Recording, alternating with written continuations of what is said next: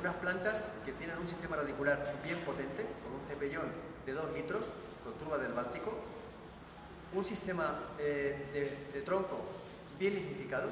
La cámara se puede acercar para que pueda comprobar cómo es el tronco. Es muy importante para superar el rigor del invierno que la planta llegue bien curada, o bien granada, como se suele decir, o bien lignificada técnicamente hablando. ¿Vale? Ahora en estos momentos las plantas aún tienen hojas, pero estamos entregando plantas desde noviembre hasta marzo. Y sobre todo el punto de injerto, como bien enfoca la cámara, debe de estar bien soldado.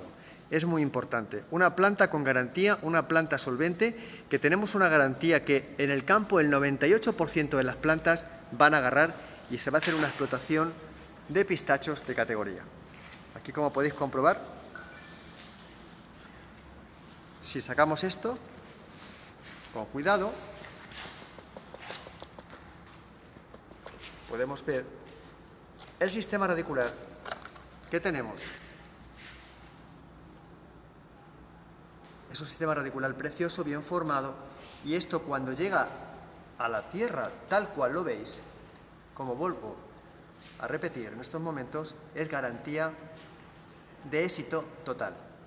Muchas gracias, estamos a vuestra disposición y os mando desde aquí el saludo. Pásalo, pistacho.